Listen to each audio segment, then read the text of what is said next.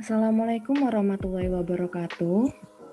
Perkenalkan, nama saya Rosalia dari kelas 405 D3 Kebenaran Negara. Di sini saya akan menjelaskan mengenai KAK atau Kerangka Acuan Kerja atau yang disebut juga TOR, Term of Reference. Kemudian KAK merupakan dokumen yang berisi gambaran umum dan penjelasan mengenai output yang ingin dicapai sesuai dengan tugas dan fungsi eselon 1.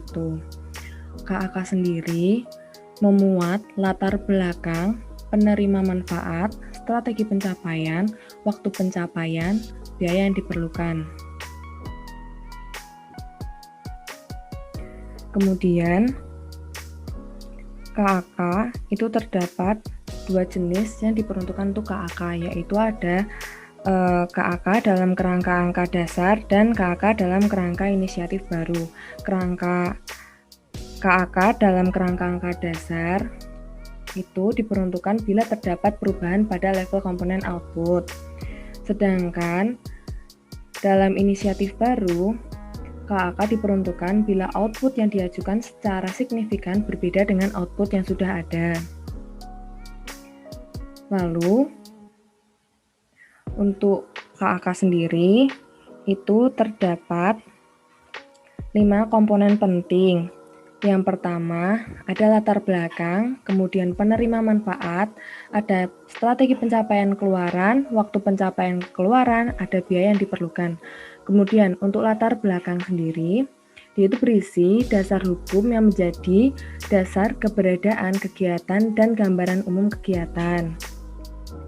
Lalu, untuk penerima manfaat ini tepatnya harus jelas siapa yang menerima manfaat program atau kegiatan tersebut. Lalu, yang ketiga ada strategi pencapaian keluaran. Nah, strategi pencapaian keluaran ini itu berisi metode, cara, tahapan, dan waktu pelaksanaan.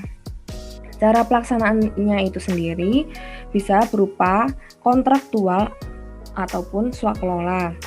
Lalu dalam tahapan atau komponen pencapaian keluaran itu diuraikan secara jelas seperti jadwal, waktu pelaksanaannya, dan keterangan kelanjutan pelaksanaan kegiatan.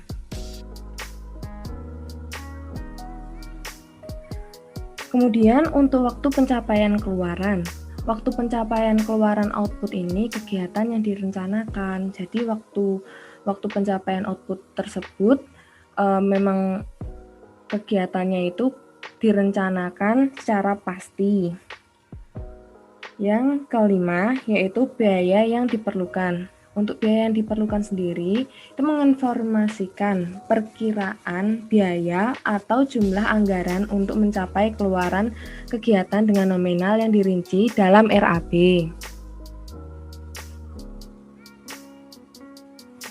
Lalu untuk KAK sendiri itu dia itu memuat uraian kegiatan. Nah, uraian kegiatan ini berisikan seperti latar belakang, kemudian maksud dan tujuan sumber pendanaan, lokasi, serta jumlah tenaga yang diperlukan. Kemudian waktu pelaksanaan, yaitu penjelasan mengenai kapan barang jasa tersebut harus tersedia pada lokasi, kegiatan, atau subkegiatan terkait. Yang ketiga ada spesifikasi teknis. Nah, spesifikasi teknis ini perlu dirinci lebih lanjut oleh PPK sebelum melaksanakan pengadaan. Yang mana spesifikasi teknis ini dibagi menjadi 3, yaitu berupa fungsional, performance, dan teknikal. Fungsional sendiri berfokus pada fungsi atau kegunaan barang atau jasa dan tidak menekankan pada bahan, material, ataupun ukuran. Untuk yang performance, itu berupa gambaran atas kinerja atau pencapaian barang, jasa, dibandingkan tahapan baku tentang bagaimana kinerja dicapai. Pemastian kualitas menggunakan standar terukur, contoh SNI. Kemudian, untuk teknikal sendiri, yaitu penggambaran detail dari barang atau jasa menggunakan pendekatan input base, seperti material, bahan penyusun, metode kerja, fitur, dan lain-lain. TOR atau KAK ini sebagai acuan menentukan besaran anggaran suatu output. Nah, KAK ini disusun dalam rangka angka dasar, disusun dan disampaikan kepada Kementerian Keuangan atau Ditjen Anggaran, yaitu sekali saja, tidak setiap tahun anggaran yang direncanakan. Substansi dari KAK ini konsistensi antara output yang dihasilkan dengan rangkaian tahapan pencapaiannya, dan KAK ini disusun oleh unit eselon 1 yang disusun secara top down. Kemudian untuk contoh KAK-nya sendiri itu seperti ini. Ya, kerangka acuan kerja atau term of reference.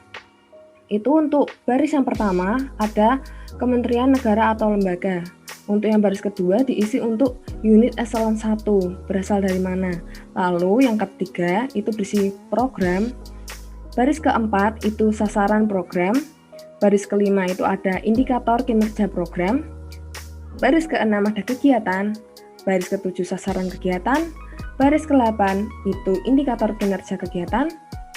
Baris ke-9 itu adalah keluaran output. Kemudian baris ke-10 ada indikator keluaran output. Baris ke-11 ada volume keluaran. Untuk baris ke-12 ada satuan ukur keluaran. Kemudian seperti yang saya bilang tadi, KAK ini dia itu mencakup dari latar belakang, penerimaan manfaat, strategi pencapaian keluaran, kurun waktu pencapaian keluaran, dan biaya yang diperlukan. Sekian video mengenai kerangka acuan kerja yang saya sampaikan. Terima kasih.